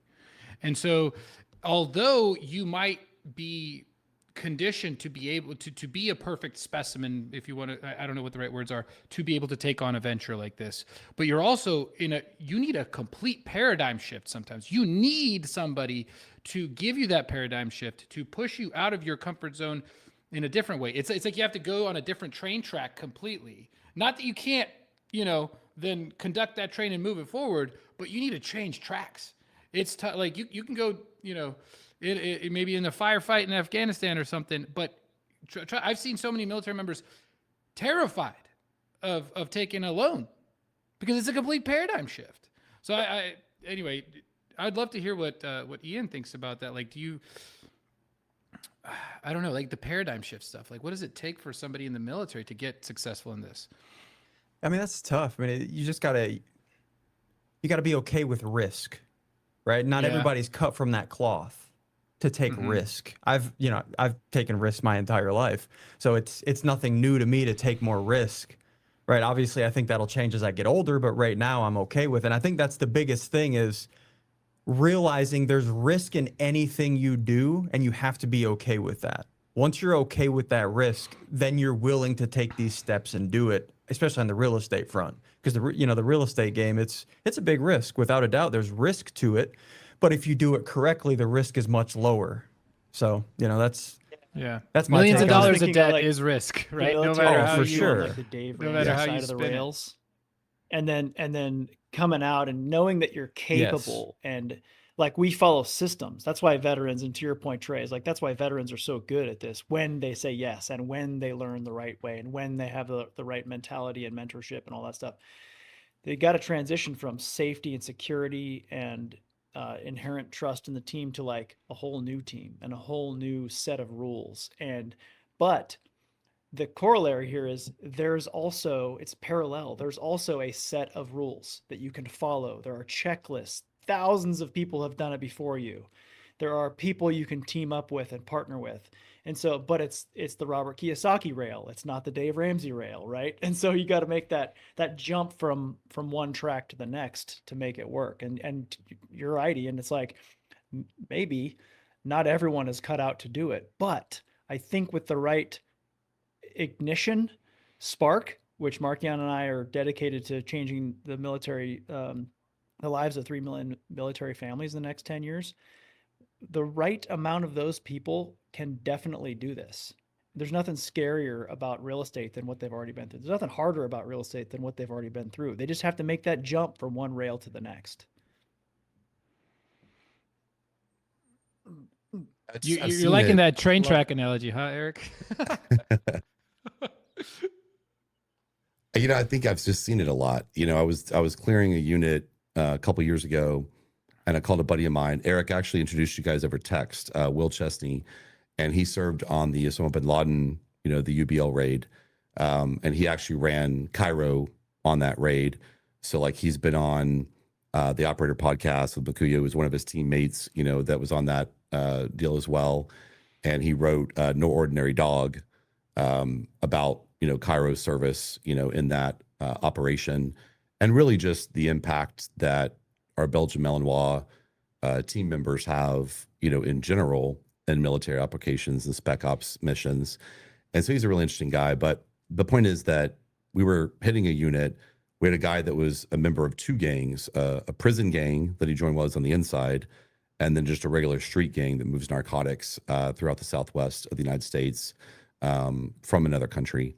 And we had found out that he was in one of our units, classic circumstance where the baby mama had the rental history and the credit. And so she was able to get the apartment, but then suddenly, he shows up, and our residents know that we have a zero tolerance policy for that. And because we've proven that to them over years and years and years, they tell my staff right away if somebody like that shows up in the community. And so then because there's trust that we'll keep that anonymous and that we'll actually do something about it. So then they let me know. So I called Will and a couple of the guys. We're going to go raid this unit where these guys have been partying in this unit and, running girls and selling drugs. And we're on our way over to the unit. And one of the other guys is talking to Will about some gear questions and transitions, like when you're moving from your firearm to like your blade or, to hands, or when you're having to use restraints and you have to then put hands on the perp and you want to make sure they can't get access to your firearm while you're in the middle of doing that. So just some tactical, questions. And as we're walking across the property towards the unit to hit the unit, Will is giving this guy a seminar, right? He's just kind of relaxed and he's telling, and then you kind of do this. And what you might find is this. And we're having this sort of academic discussion of tactics. We're walking, I work it up. We're 10 feet away from the unit. I'm like, well, guys, I hate to kind of break this up, but we're about to hit the door right now. We don't really know what's on the other side. Are you guys ready? Will's like, oh yeah, no, you showed us earlier. Was that? And I was, let's go. It was he could have been making his mental shopping list of what his wife told him to bring home from the grocery store on the way home from work while we're going up to go hit this drug dealer unit, right? And it was so nothing to him after the war on terror. And me, I go through the process of like the adrenaline spike and then the cortisol release and then, super up in the moment, then exhausted afterwards, even if I didn't do much of anything, because this is not my, line of work. It's just a side part of what I do. 99% of the time we're doing property management 101 and financing and underwriting, all that stuff. And I've never served in law enforcement or the military. So, I'd be lying if I didn't say that I, get a little amped up, we got to go do that side of the job. And for this guy, it was like, I don't think his heart rate went above 60 beats a minute, like the whole entire time. Another one of the guys, 28 combat deployments with DevGru, and he was running Gold Squadron. He was down one time, and I saved a drug dealer unit for him because I knew he was coming in town, Saved a good so one. he could use it for training. Saved a drug. Yeah, because usually we try to hit him like right away, but he was coming in a couple weeks. So I was like, if the guy's not doing anything too crazy, can it wait a couple weeks? My staff were like, yeah, that's fine. So we go hit this unit, and as we're clearing the unit, he starts laughing. He's like laughing in the middle of the raid. I didn't stop at the moment to ask him what it was about, but it was just kind of like jarring to me to hear this guy like laughing. So in other words, not only was he relaxed like Will was, but he was actually like amused. And I asked him afterwards, like, what were you laughing about in there? He was like, man, just your tactics are so bad. Like, I just don't know how you're not dead, and he was just so amused by how much I suck at doing that, at doing clearance, and just amused at the fact that I'm miraculously still alive after all this time, that he couldn't help laughing like in the middle of the raid. So I know not everybody is going to have served in Delta or DevGru or something like that, or a tier 1 unit, but just in general, I think that folks that have served have been through a level of stress and circumstance where for them to take on a little bit tougher properties is not as big of a deal as it is for your ordinary person. And they've already had to overcome that fear and, do it anyway in the military. And I think you can apply that to real estate investing in general, but particularly to turn around, troubled properties. Now, did I just completely miss it? Like, how did you meet like that guy? Like what? How did that happen? It's all because of my wife, actually. So what happened was we were at a property one time and I went and hit a unit, and then I came back to the office and she was in there doing some training because my wife's been in operations for a long time, a couple different management companies before we were together. And so a lot of times she'll be training the on-site staff if I'm doing something else at the property on leasing techniques. And she's really picky about their comments on the delinquency reports and the availability reports, and really picky about the tour route and is everything exactly perfect and the show units. And so she'll be covering that stuff while I'm doing other things sometimes. And so I had 3 units at that property to hit because it was a recent acquisition, 560 unit asset, so a lot of doors. And as I come back into the leasing office after hitting the first unit, I went and emptied a duffel bag on the manager's desk, and she was in the office with the manager, and it, 5 or 6 guns and some drugs and some cash. I said, "But y'all call the cops, have them come pick all this stuff up. I got a couple more units to go hit." And my wife had heard stories over the years from my other employees about me hitting units, but she later admitted to me that she thought I was lying about it or exaggerating it because she really hadn't witnessed it. And so when she saw that, she was like, "Well, where'd you get all these guns and drugs and money? Like, what just happened?" I was like, "Oh, with a bunch of guys in there, but I disarmed them and I took their stuff. I'm not going to give it back to them. I'm going to get them off property and not going to add fuel to the fire. They got to leave." And I said, "But anyway, have the cops come pick it up." And it just freaked her out, So then we were driving home later that day, and she was like, "You got to get like some professional help if you're doing this." And I'm like, "Honey, I don't believe in therapy." She's like, No. She's like, "I know you're not going to do that. And by the way, you probably need that too. You are a little crazy." She's like, "But no, what I mean is that like, you need to get some help with doing these raids that you're saying that you do. Cause I know you've been doing it a long time. I know you grew up in a rough neighborhood." She's like, "But sooner or later, somebody will be crazier than you are. And it's going to be a bad day. And, we have a nice life and we have children now. And you're not that guy you were when you first got in the business and started doing this, where you had no money to lose and no kids relying upon you." She's like, "Now you have a lot to lose and we need you. And, you need to get some help." So I was like, nah. And then as more I thought about it, I was like, okay, she's got kind of a point. The kids kind of need us around and I'm the breadwinner here. So I thought, let me get some help. And I had been buying some gear. I've always been a big fan of of weapons, and I'd been collecting, guns and knives over the years. And I was buying some gears from Dom Razzo with Dynamis Alliance, and he's a former SEAL Team 6 member.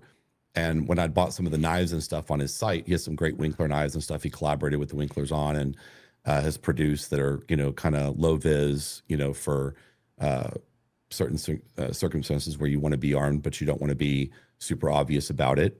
And says make some nice gear, kind of pricey, but good stuff and well worth the money. And then I knew he did some training on the side. So I contacted Dom through his website, and he came back and said, man, I know we have that on the website, but I'm not really doing a lot of that training right now. I'll do some stuff still, like if we're training, FBI's HRT group or certain departments and stuff, because it's kind of part of our mission. But, for individual guys like you, it's not really what I'm doing. He's like, but I got a guy coming out of Gold Squadron right now. He's actually still in, but he's about to be out. You could be his first, civilian client, coming out of the military, but he's been in forever. And trust me, he's more qualified than me anyway. He's like a legend, in the unit. And so I didn't really know the difference between, SEAL Team 6 and the other SEAL teams. And I didn't know about the squadrons or any of this other stuff that I know now. I just knew these guys are got to be the best. Just a little bit of simple Google search, you find out that there's 2 tier 1 units and that they're one of them. So I contacted the guy.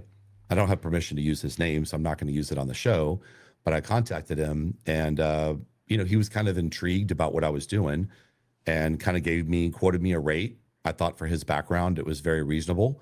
And so I was his first client, coming out of the service, and he flew down and he trained me and a couple friends of mine so we could operate on some of the lower risk units when we didn't have anybody from Virginia Beach in town to help us, and then still have the ability to call them in if we needed, more support on tougher units, where but some of the MS-13 units in particular over the years have been a little tougher because they'll just have more guys, and they're a little more froggy, a little more likely to jump.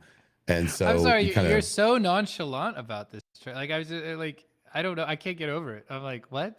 It's like the term "hit a unit" is like, did you coin that term? like, sure, I didn't. I don't know, man. I just started doing it in the beginning because I just couldn't afford to lose. Right, I was putting everything in these deals, and these scumbags were selling poison to kids, and I wasn't going to have it. So I just go to the units and be like, well, it's you or me, but either I'm going to kill you or you're going to kill me, or you're going to move out today. I'd rather not find out which. So if you want to move out, I'll help you move. And they're like, huh? And so that's what I started doing. And I just would have thought everybody would do that. I didn't know that wasn't like a thing that people did. So now, can I dig into just because we've never had this type of a conversation on the show. So let me just say, so you're coming up to the door. What are you like banging on the door? And you're like even before you hired this guy, right? You're just banging on the door and you say that line you just said, like, hey, you need to leave. I'll help you move. Like, is that, it always starts out as a knock and talk, right? So you want to go in and initiate conversation, and you let them know, we've got some surveillance of, people coming and going from this unit. We've seen runners to and from vehicles. We've had reports of all the stuff that you're going to have reports of. And, you just tell them the truth, like why, they're under suspicion. And right away, you'll see dead giveaways, like certain types of facial tattoos and stuff that we know are affiliated with various gangs. I always have a courtesy officer at every property, and their side jobs desk won't approve them to go on raids with me anymore, but they can, be in front of the door of the unit for squirters, and in case somebody gets a little crazy outside the unit. We do have a legally posted trespass affidavit as well, so we do have the right to remove them from the property. And so what happens is we go to that unit, we chat with them, and they can see that, we're there, we're backed up by law enforcement. And, we just talk to them about what we've observed and how that's a lease violation. What you got to understand is that through our screening criteria, none of these gangbangers and drug dealers and human traffickers would ever make it. They would never pass our screening. They're always unauthorized occupants that are trespassing on the property. So we have a legal right to remove you as long as you have a legally posted trespass affidavit, at least here in Texas. We have the right to remove you from the premises. The law is a little vague about the methodology, but it's clear we do have the right to remove you. And in the past, that was my next question. I feel like in Pasadena, you just roll in. You couldn't even do this in California. Probably you have a bag full of guns. Yeah, I mean, I would never. You just rolled into. I would never invest in California to begin with, by the way. But no. So we go into the unit and we have the conversation, and I just explained to them, we know you're an unauthorized occupant. And a lot of times they'll try to say, oh, no, I'm just visiting my baby mama. So I take them to the closet and they got all their shoes in there. They got other clothes in there. I'm like, come on, dude, stop lying. I'm taking pictures of it too. And so they know at this point that like, we're going to get the eviction if we go to court. And I say, look, I don't want to have to evict your girl over this unauthorized occupant situation, because when we kick you out of here, you need another place. You need her to have clean, rental history and clean credit, and evictions go on your public record for up to 10 years, even longer than the 7 years that goes on your credit. And that's going to follow you, right? And then you're going to have your baby living with her at some Class D flop house where they're going to be, for them. You know, their game, place. you know their system, So the way they guys, work day to day, and you just paint the picture right. verbally, like, dude, here, I'm not trying to hurt you. Just get out of my place, right? Yeah. Yeah, and I let them know. I say, look, nobody else in the neighborhood is going to come confront you like the way we are. You want to go somewhere else and do your thing. I might not like it, but I get it, man. I've joked with them before in the units, like Snoop Dogg says, never knock another man's hustle. Like, I understand that you're just trying to make your money, but at the end of the day, you're not going to sell poison to kids here. We're not going to tolerate it. So what I want to find out is which way you want to go about this. But if you want to do it the smart way, what we're going to do is we're going to walk you off property right now. You can never come back. Otherwise, I'll be back here at 3 in the morning, and you'll meet my Belgian Malinois, and you'll meet them in a different context, and it'll be a bad day. And I don't want that to go down. So instead, let's just get you out of here and move on to your next place. And once you're off property, we'll walk her over to the office and we'll sign a lease termination today, and we'll release you from your lease, and you guys can move on and find where you want to go. And, I hope you guys find a better path in the future, but we don't tolerate gang activity or drug dealing or human trafficking at our properties. So this property's off limits.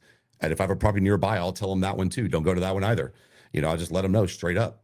And they kind of can't believe it because nobody really does it, but they respect it because I'm letting them save face. Like, I'm not trying to put them down. I'm not trying to act like a tough guy. Obviously, we are geared up. So in the event that somebody wants to, go there, we can do that, but we're really not there for that. We're there to have a conversation. We're there to let you know that we don't tolerate this behavior at our property, and we're a family-oriented community, and you're trespassing and you can't be here, and you know it. That's why you had her apply, not you. So now you're going to be leaving, and I'll grab a couple of maintenance guys. We'll load your shit into a truck and let's go. But that's after you're gone. Like, we'll help her, but you have to get to step in right now. You have to leave the property immediately. Otherwise, you're going downtown. And if that's what you want to do, we can do that. But we know when he runs you, you're going to have warrants and priors. Yeah. We know that this is going to trip you up. Do you want to deal with that? And right away, they're like, yes, officer. Yes, sir, officer. And I don't have a duty to correct their assumption, but I would never state that I'm an officer, because that's impersonating a peace officer, which is completely, illegal. And I would never do. And I don't tell them that that's what it is, but they just kind of assume it. I think mannerisms or what have you in a lot of cases. But what I've had a lot of them do is thank me when they're leaving, say, thanks for speaking to me about this. Wow, and that's taking care of it this way. You said the word save face. I think it was like, I can't remember. It was like the 50 rules of power or whatever. Is like, give people a golden bridge, right? Right. Let them step out gracefully without embarrassing themselves, without making, it's like, it's from The Art of War by Sun Tzu. And he says, build your enemy a golden bridge so they can escape and save face. And that's exactly what we do. You're exactly right. Yeah. I knew it was one of those good books. Thanks for correcting me. Yeah, you're right. No. I meant, like, sincerely, I appreciate, I want to know what I'm I thought you'd be a smart ass. Like, all right. I didn't mean to give you shit, but I think that's what it's from anyway. But I think at the end of the day, we all have to recognize that, what's that saying? Like, were it not for God, there go I. So if you grow up in the same neighborhood and you grew up with the same parents that person had, you've got the maybe dad in jail and mom's strung out on drugs, and you're scared of the local bully in the community, so you start running for him from the trap house at 8-9 years old.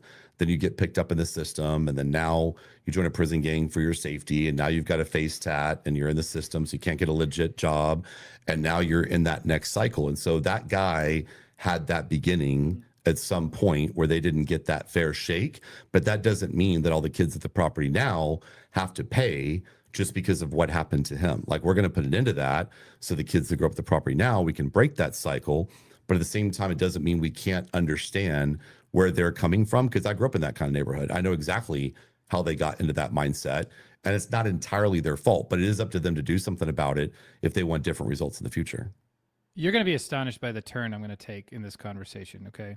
So, what you just, I think, just cemented is the massive value that a well intentioned, smart, and effective real estate investor and operator can do to a community and to a property. Like, you literally draw a line in the sand and saying, hey, the legacy of this neighborhood is changing, right? But the reason why I want to highlight that is because of taxes. So, okay, so here's the turn here.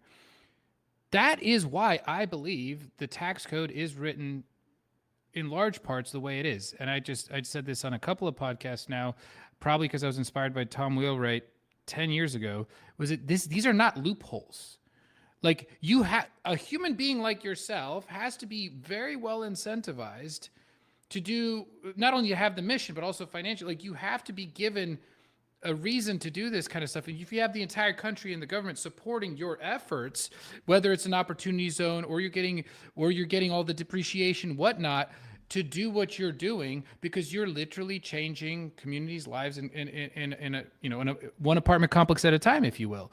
One of our coaches or heroes, he was a past student, now he teaches others. He does mobile home parks. He has over $49 million worth of mobile home parks he manages, owns, and operates. And he calls it like changing one mobile home park at a time. So the reason I'm taking it, I want to take it even one step further. I am a little bit frustrated personally with a lot of syndicators and operators and how they advertise tax benefits. I think they kind of overhype and overinflate it for the LPs. So I think we this is talk about this very thing. Yes, that's what I was hoping. I wanted to bring Ian in on this. Okay, so Ian, you obviously have other things you're doing as well, obviously, and are you coming in as a joint venture? Are you doing LP, or is that too, like, I don't want to get into too specifics if you guys are comfortable. Are you an LP on these deals, or how does that work? And how do you see the tax benefits? Because again, I think it's a lot of syndicators, they hide behind this like, oh, but go talk to your CPA, but yeah, it's got huge tax benefits, but go talk to your CPA. And they don't know what they're talking about, it turns out. Like, and I'm just curious, like, where's your head on taxes, and how do you guys structure that stuff? Yeah, so as an LP, you don't get the huge tax breaks unless you have passive income, from what I understand. So if your primary income is passive, then you can apply that to it. But for me, I have a lot of active income, so I wouldn't have been able to apply that. But now that I'm here in Houston, I'm a co-owner in this company with Trey, Track Record Assets, and we've bought in these two complexes this year. My tax burden for this year is zero. Whereas previously, I'm paying millions in taxes every year to the IRS. This year it's zero because of these two purchases. Because I am a real estate professional now. That's the caveat. Right. If I wasn't a rep, then I wouldn't, I would be paying my normal tax rate, maybe a little bit less, maybe $20,000. It's insignificant at my tax bracket. Relatively, yes. Exactly. It's all relative. There are breaks, and I know it's a good selling point, but we don't like it. Well, look, my chief syndication officer and VP of investor relations, they certainly do tell people the tax benefits because it's part of our business. If you want to raise capital, you don't talk about it. You put yourself at a competitive disadvantage. So you kind of need to be there able is to the address marketing. it. I get it. And then not only that, but even if you didn't market it, everybody's going to ask, right? It's one of the first questions that people want to know is, what kind of a loss could I be looking at on my K1 as a percentage of my investment? If I go into this deal, what could that potentially look like? And, kind of the way it pencils out on our deals is probably anywhere from 40 to 60%, at least for year one of your investment. Why? Because that's the year that we're going to do the cost seg. That's the year that we're going to get more bonus depreciation if that applies. So there certainly are some very real tax benefits there. But what I always clarify for people, and I think where there's a lot of misinformation out there, is that they think that this is just a tax break they can apply on an unrestricted basis to all of their other income, which is ludicrous. They're oftentimes limited by the passive activity loss limitation of $25,000 in a given year. Now, that being said, getting a $25,000 tax write-off can be, a nice thing to get. And if they're exiting, like I've had a guy recently invest in the deal that we're raising capital for right now, about $500,000 in this particular deal. And, he mentioned that he had some exits this year at the same time. And so kind of having the benefit of being able to pick up this additional, passive loss this year to offset that passive income, where you can offset those passive income to passive losses at 100% is potentially going to save him a huge amount of money in taxes this year, mid six figures. So it can have real tangible tax benefits even for an LP. I also have had investors that wanted to be more active in the deals. They live local and they got more involved, like what I did in my early deals with Emory that I told you about earlier. In fact, Emory was an active investor, really technically sort of from a capital structure standpoint, like an LP in one of my deals one time.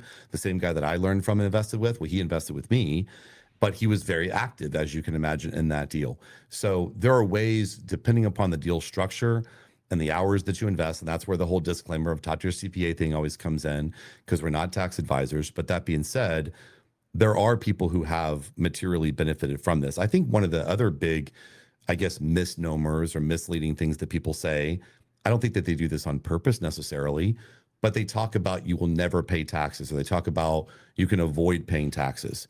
There's a huge difference between tax deferral and tax avoidance.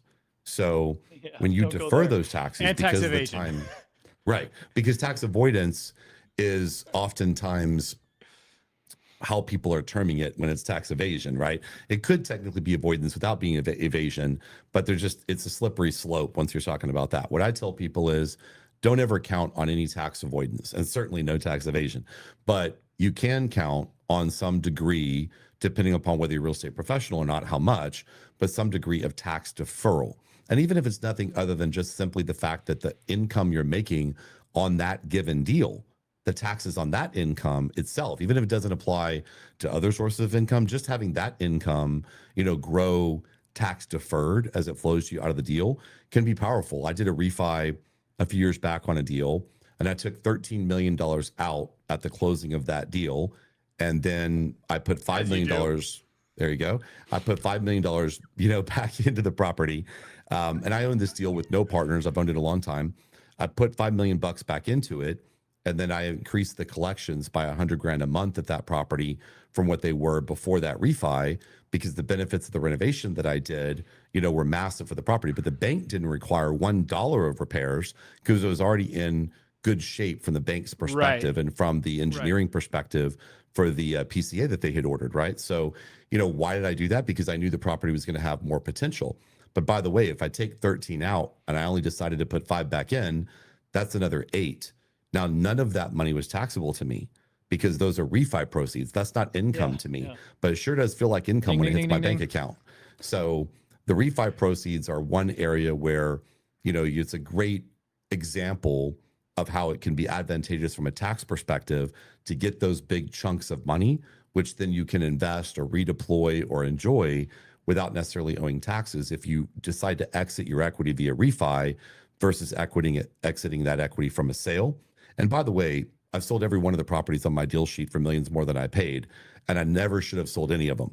If you go back and look at the value of every one of those properties today, they're all much higher than what the values were at the time that I sold the properties. Now, because I'm a syndicator and I work with families where their lives change and they get deal fatigue, and sadly people do die. I mean, the average age of my investor is 63. I started doing this 26 years ago. So I've had people go into my deals and quite a few of them have passed away, over those years. Or even if they haven't passed away, maybe their just life circumstances are different at 83 than they were at 63 over this length of time that I've known them. So because of those circumstances, sometimes these partnership deals need to exit so people can then make different choices that don't all have the same alignment of interest of what they want to do with those funds in the future, as they're maybe in a different phase of life from another partner that was 40 in the deal. Like Ian's in his 30s. He invested $400,000 as an LP into one of my deals, where I've got people in that deal that are 70.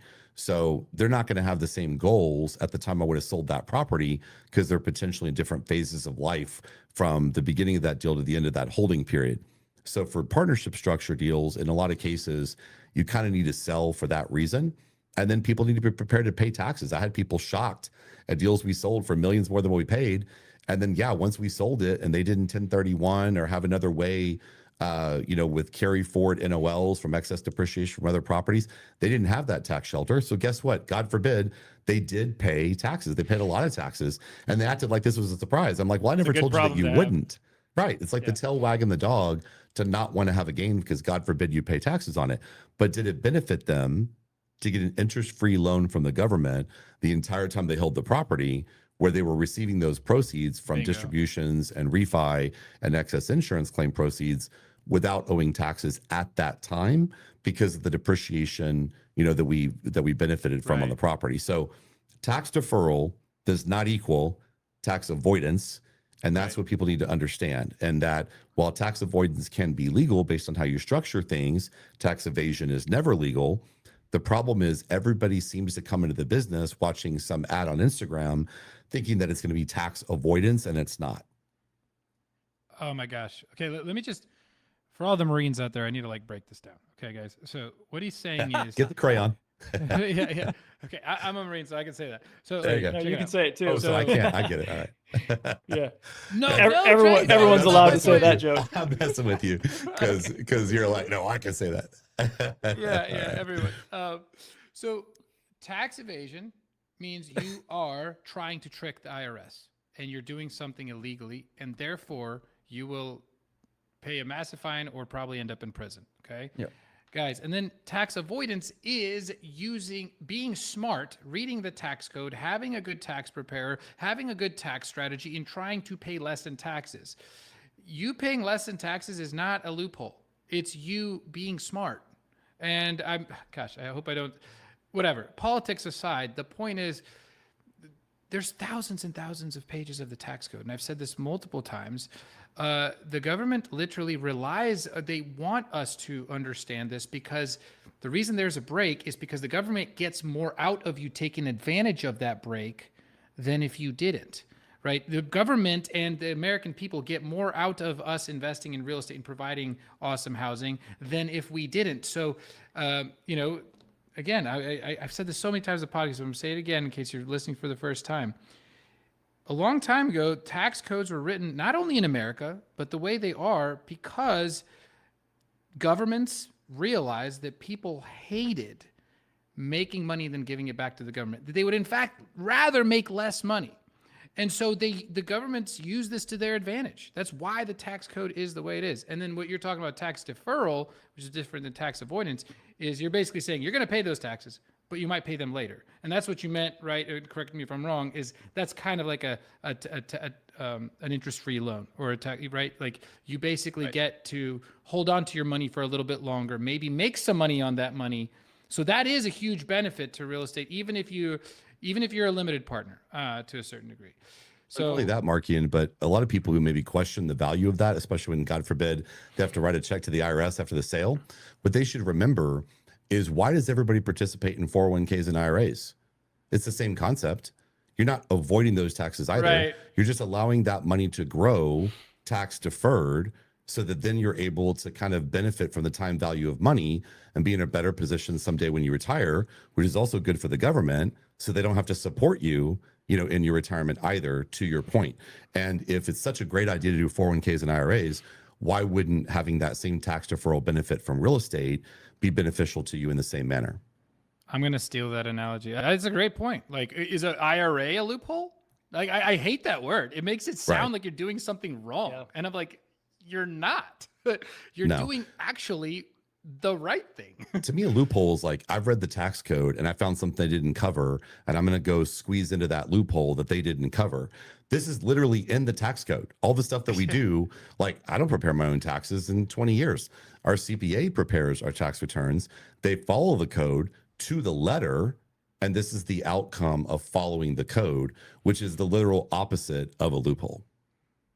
Awesome. Gents, we've been on for quite a bit. I want to make sure that, okay, so you guys are doing deals in Houston, right? Just double checking. Okay. Sure. That is your place. Now, kind of like ours is outside of Indianapolis. Do you guys have a deal going on right now? What are you guys into right now? What is going on? What do you guys want to tell the listeners in case they want to reach out to you? Like, the floor is yours for that. I want to let Ian kind of respond to that. But I just want to preface it by saying that it's a privilege to join you guys, be on here, with a Night Stalker and a former Marine. Look up to you guys. I mean, Eric, you're giving my guys a lift into some real dangerous areas while you're getting shot at. You got to talk about being crazy. You got to have dump truck pair of cojones to be doing the job that you were doing in the military. And very grateful to both of you guys for your service. And I feel like we don't need to like pitch people on your show to want to come talk to some guys like y'all and to reach your audience. And if anything we said could help any members of your audience, whether we raise a dime of capital or not, is irrelevant to me. What I'm more concerned about is that it's a privilege to be on the program. And I think Ian feels the same way. Yep. And so, we can briefly touch on the deal that we're doing, but if it's okay, I don't really want to make that pitch. If somebody wants to reach out and get in contact with us, then we're happy to pitch you on a deal.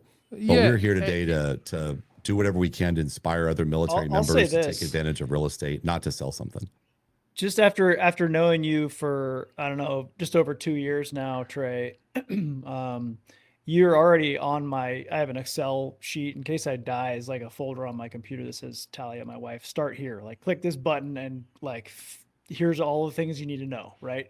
Org chart, banking, whatever, right? Passwords. And so you're on my short list of, I think, 4 or 5 people for her to go take our money and invest with. So if that's not a good plug, yeah, there's a ton of syndicators out there. So, and I don't think me and Eric feel like this is a pitch or anything. It's like, it's because you're like, you hope you provided value. You absolutely phenomenal stories. I was on the edge of my seat trying to learn how you did this stuff. Me and Eric are trying to walk in your footsteps. Like, we've syndicated a handful of deals. Eric far more than I have, but we're now teaming up together, and we're focused on a single market. We're going for damn near close to D class, but some of that C class, trying to revitalize that part of the country, and it's been awesome, and we love it. And it won't be D class long once we start clearing rooms, Markian. Yeah. But so this right. has been inspirational for us to hear the background and the story. It's really cool to see your all's partnership between you and Ian, and it's more just like because of that value. I'm sure some people would love to get in touch with you guys, but yeah, that's really it. Happy to do it. Just one condition. So Eric, when you're fast rope down from a little bird to go in and hit one of these units, I just want the video. I just want to get to see it, because I bet you can do it a lot cooler than I do it when we hit a unit. Where do you get a little bird to do that in Indiana? Hey, yeah, that'd be awesome.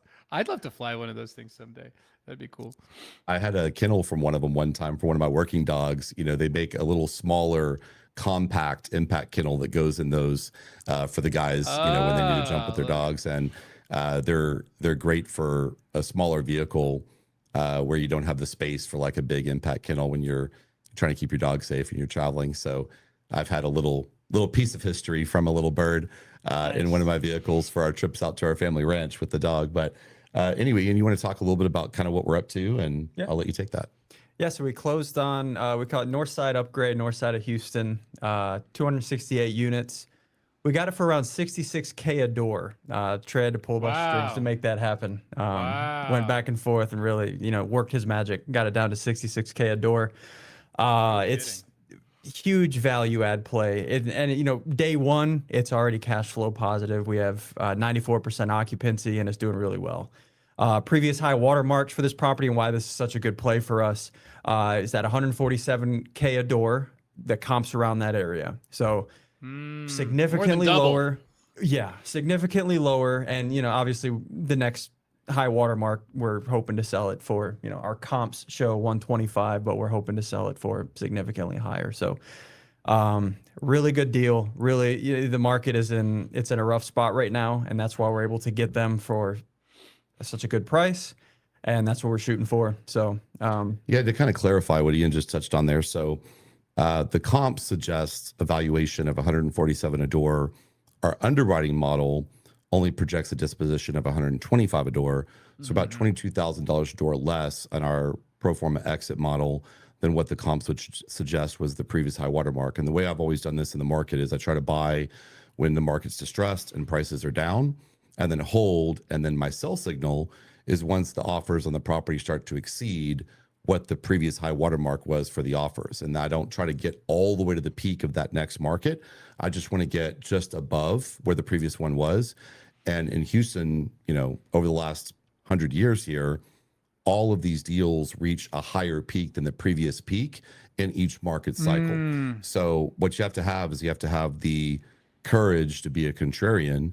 And when you see these prices are coming down and everybody's getting beat up in deals and everybody's scared lately because the interest rate squeeze, but in 08, 09, it was for other reasons. But there's always opportunities during these corrections to buy in. But then when you buy the property, you want to have that forced appreciation as well with a value add strategy to make it even more valuable, regardless of what the market does. But then also you want to ride that market back up and then not be greedy. Once you see that that market starts to get back to what the former comps were, that's when you start looking to list the property so that the buyer can still see there's still room for the market to run. And that's what allows them to come in and bid that price up even further, as opposed to if you try to hit that exact peak, as if you had a crystal ball in the market and then you miss it, then now you're back in the downslope again and you have to wait for a whole nother cycle. Or if your financing wasn't arranged that way. The other thing that we do, and like we're doing on this deal, is we don't do adjustable rate financing. We don't do high leverage. For folks that are caught in a lot of these tough deals today, it's because not only did they buy at the peak of the market at prices that they shouldn't have paid. And look, we're all new at some point. I was new too and made all the same mistakes. So we've all been there, but maybe this was their first cycle to go through and they didn't know. But then they exacerbated that because the people that were mentoring them in some cases convinced them that it was a good idea to get short-term debt, to get variable interest rates with short-term rate caps. And what happens when those rate caps burn off and then now rates are higher, or those short-term maturities come up and now those rates are higher, is they can't refinance because the deal now has more debt than what it can support at today's rate, when the rate that they sized the loan on was half of what it is today. So the math just doesn't work. It's not a function of anything they could do better. It's just the macroeconomic environment doesn't really give them the opportunity to refinance and move forward or to purchase an extension on that rate cap, because now that rate cap could be millions of dollars to fix that rate. So the way that we try to mitigate that risk is we typically only borrow somewhere between 50 and 60% of the overall capital stack. And then on top of that, we only buy with fixed rate financing. So like this deal that we just closed here a couple of weeks ago, we've got 10 years at 5.5% with a few years of IO with Freddie Mac. And that way we put ourselves in a position where it's very difficult to screw it up, right? If you have low leverage to begin with and you have 10 years to grow rents, right? Now, by the time that financing is expiring, even if you sold it earlier and somebody assumed your loan, fine. But let's say you held it out to the end of that. How do you not grow rents so much between now and then? Plus, you have time for a whole nother market cycle to go through where now you're going to hit that next peak kind of no matter what during that 10-year holding period. And you're able to then be in a good position to take advantage of that next high watermark. And I think that was a big learning of mine that I was very stupid about and very naive about when I first got started. I thought I was really smart. And I bought apartments from 04 to 07. And then 08, 09 hit me. And here I've got thousands of units that are all worth like way less than the debt. I'm like, holy shit, what am I going to do? It was very scary to be in that situation with all these investors' monies. And I was at an early age of my 20s trying to figure out how I was going to get out of it. And so what we did was we dollar cost averaged and we bought into that downturn. We picked up deals on the cheap. The very same thing that was causing us problems in those original deals was giving us opportunities to buy cheap. And then I took all my fees that I made in those deals and put it back into the properties that I bought before. But I learned, and we all have to pay the idiot tax when we first start. I paid it, I learned, and now when I buy a deal, I make sure I'm at the right time in the cycle. I make sure that it's, at a discounted price because it needs work. Like we have a $3 million rehab on this project. That's why we're able to get it at a reduced price. Plus we're buying at a time in the market where everything is selling cheaper. So that defines the whole scenario to begin with. And then on top of that, with long-term fixed rate debt, at low leverage. And now I can't say you've eliminated all the risk in the deal, but you've made it very probable that you're going to succeed. Right. When I started the business, I did the opposite of every single thing I just said. And holy crap, it was rough, So I have a lot of sympathy for people that are in that position now because I was there too. I think I've been fortunate, other than like overpaying a little bit for my first deal, which is just like, that was like my foot in the door deal, so I needed to, just happens. But for the most part, on the multifamily side, I've been fairly fortunate. Like I think I've always gotten pretty good debt, gotten good capital, good investors. I made the biggest, and Eric knows my woes of this is like, and I'm gonna have to kind of do the same. It's funny because I'm gonna have to do the dollar cost averaging a little bit right now. But me and my parents bought a memory care facility, and which was fine. But the SBA loan I got, I was like, I don't want to raise, because like me and my parents were able to do the down payment, fortunately. And I was like, I don't want to raise money for renovations. So I asked the bank if they would, give me money for the renovations, which they were happy to do. But they said, but your SBA loan, the first 12 months has to become floating rate. Guess when I closed this thing, Trey? Maybe 22, 21. April 2022. I nailed it. Dude, literally the day after we closed, the highest rate of rate hikes in the history of America, I'm pretty sure, started. And I saw my rate go from 5.25% to 9.5%. Like I did not underwrite that. My mortgage more than doubled because it went from IO during that 12 months to principal and interest, guys. But if you're hearing IO, that means interest only, meaning you're just paying the interest. You're not paying principal down on the loan itself. And wow. But fortunately, I owned the whole thing basically with my parents and our one partner. So we kind of reverse syndicated it, started selling shares to give us runway. Fortunately, also, we were very conservative on the rents that we were going to get from the memory care residents. So our revenue had room to make up for some of that. And now I'm finally getting a refinance done. Got the term sheet last week, signed that, and now working on the underwriting documents. But I also have, at this phase in the market, I have the same seller that sold me this one is basically giving away his other one that he has because he has 12 months to live balloons and he's not doing well with it. And we've learned every single lesson there was to learn. I'm not scared of anything now. I'm like, give it to me. We'll take it on. We're zero out of pocket for 12 months, zero out of pocket. All I have to do is pay him like a master lease to like bare minimum cover his rent payments or his mortgage payments. And so anyways, it's just interesting. Like it's weird. I told Eric this the other day on the phone. I was like, I know that this property has been a pain, but like really, the only way out is through. I have to keep doubling down almost. I have to now get good deals to make it all work. And again, multifamily side was a different story, but I've learned my seminar. I've learned my mistakes on this deal on the memory care side, which is a completely different asset class.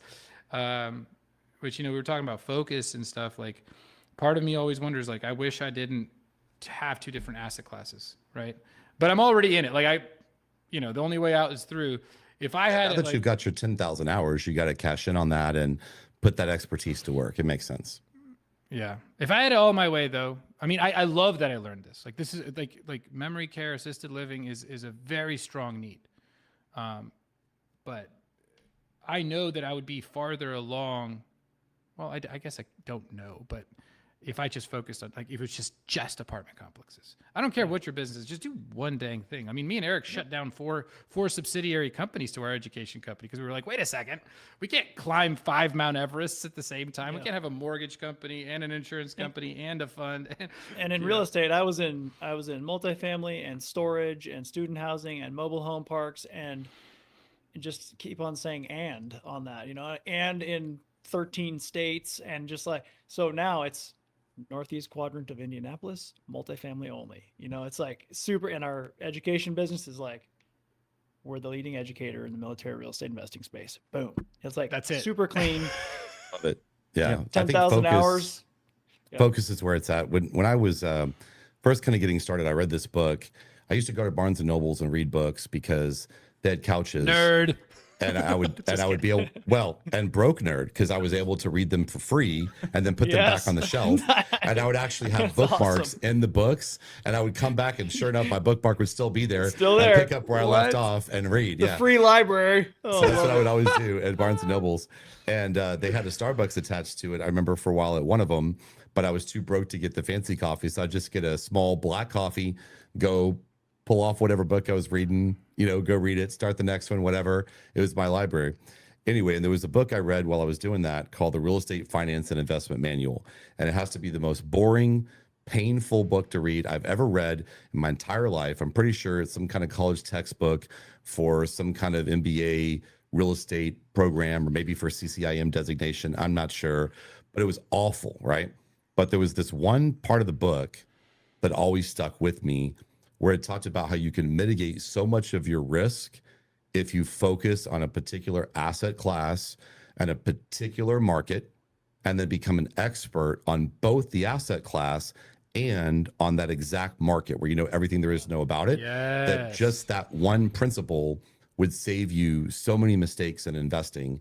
And that really resonated with me. So I read this book that's like this thick, little bitty print in front and back. And out of the whole thing, all I got was that. Totally worth it. Because by me focusing in that area, a lot of my friends that have tried to diversify into like a lot of different markets, a lot of different asset classes have really struggled. And because I focus so much on just doing the same old thing over and over and over and over, and the same place over and over and over and over, you know, failure's not durable. So I got better and better and better at doing exactly that. I became president of my local apartment association, which in Houston is the largest citywide apartment association in America, because we have the largest apartment market in America. And so from all the people that I know to the stuff that I know about how things work here in my little lane. Like, I don't know everything about Class A. I don't know anything about other, you know, real estate asset classes. But if we're talking about BC apartments, or maybe a D apartment, I'm going to make into a BC apartment in Houston, Texas, and where I could be hands-on, run it myself, visit the properties all the time, know all my on-site teams on a first name basis. I know what I can produce consistently doing that. And that book kind of saved my ass because I'm super ADHD. I take Vyvanse, and if I don't have that, I'm just Looney Tunes. And my son is the same way. You know, I have Adderall as well, but that gets me a little bit too wired. My wife would probably divorce me if I took that all the time because I'm already pretty intense. So I stick to the Vyvanse. And I think that with my all over the place brain, had I not learned that lesson early on and had some other mentors that echoed that advice so that I kind of, you know, it got through somehow my thick skull and I stuck with that. Had it not been for that, I'm not sure I'd still be in real estate. I might be selling cars right now. Wow. Well, there you have it, ADPI family. Focus, right? Focus. Is I think, Eric, what did you say a while back? You were like, power through the boring. Boring is good. Like, just do the same damn thing. I mean, I'm sure at some points Michael Jordan got pretty bored shooting 5 million hoops. You know what I mean? So, you know, boring is good sometimes. And that's not what you hear on social media, but just do one damn thing very, very well. Be brilliant in the basics. What was it? Adam, what's his name? Chesney, I think, the guy who started Airbnb. He said, he tries to think, he does this exercise. He's like, how can you make it 7 stars? How can you make it 8 stars? How can you make it how can you make it better and better? So it's not like, I always thought the way to grow is to go grow wide, but it's really inch wide, mile deep. How can you get better and better and better? Cause I felt limited. I was like, I felt like I was freeing myself by doing more things, but then I realized I can channel my creativity on just doing it better. That's when I actually kind of freed up. So sorry, I'm pontificating now, but gents, thank you so much. Thank you, Eric, for co-hosting here with me. And I've had an absolute blast. I learned so much. I know you guys are inspiring the entire military community that'll be listening to this. So I'm very appreciative of that. Thank you for contributing to our mission by doing this podcast with us. So thank you so much. You guys certainly inspire us and appreciate your mission and love what you do. And I do feel like for veterans out there, they have a lot of different options of stuff they can go do.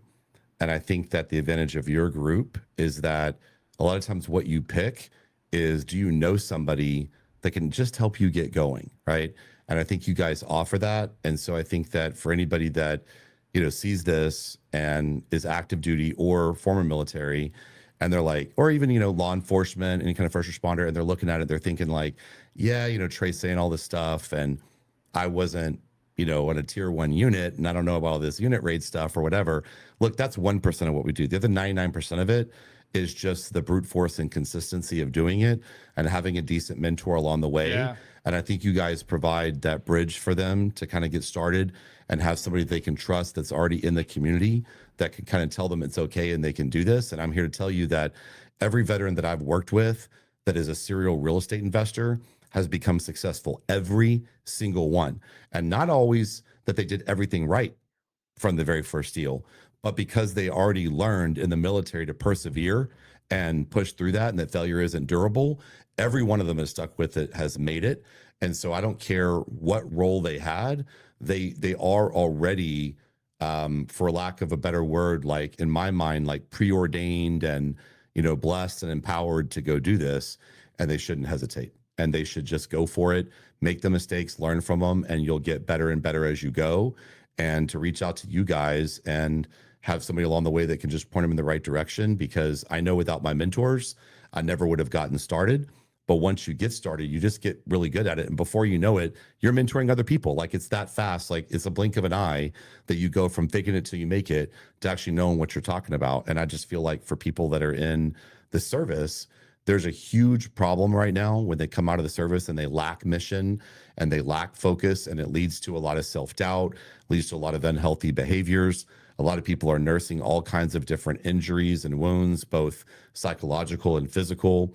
And so they also mourn the loss of their brothers that have fallen. And there's so many opportunities to consume alcohol kind of in memory of those deaths. And as they start to have to self-medicate, you know, as they're coming out of service and not finding that next mission, you know, it has disastrous results. And there's a mission right in front of them right now, which is workforce housing, using the skills that they have, even if it has nothing to do with this clearing stuff we're talking about, that 99% of the job is just being methodical and process oriented, and brute force and consistency will win every time. So I hope that resonates with a few of your people. Yeah, thanks for saying that. And I've spoken on over 100 podcasts about something basically very similar to that, in that when you leave the service, you are not only missing your comrades, but you're missing that chemical concoction, the serotonin, oxytocin, epinephrine, dopamine, all of even cortisol, right? When you leave the service, it's just gone. It's withdrawal. So some of the things you talked about, alcohol, that's one way to self-medicate. Another way to self-medicate that your body naturally inherently will move to is destroying relationships and is attention-seeking behaviors. And so it doesn't have to be drugs and alcohol. It could be adrenaline, being an adrenaline junkie, getting in a bar fight, getting arrested. Those are all symptomatic from a military member leaving service and all the things that the military gave them. So I'm glad you brought that up, and that's a great way to end it. And if you find something, whether it's real estate or a club you want to join, go be involved in something if you're a veteran, and go find that new renewed sense of belonging and camaraderie, because it's out there for you. And you guys provided a ton of insight. I'm glad I was here for this interview, because you gave the nuggets that I was hoping you'd get, that not a lot of people like. Some of the stuff you guys said today, I haven't heard on any other podcast. And that's what I was hoping, knowing you guys, I was hoping we're going to get into that and you're going to drop some of that. You've made me feel a lot better about focus and fearless behaviors in 2026. So I'm kind of glad to go into the new year with Ian. that Thank mentality you, of just staying focused and being revitalized and fearless in what we're doing here. So thank you for that. Thank you, Eric. Thank you, Markian. Enjoyed it, guys. Yep, definitely. Thanks for having us. All right. Bye, guys.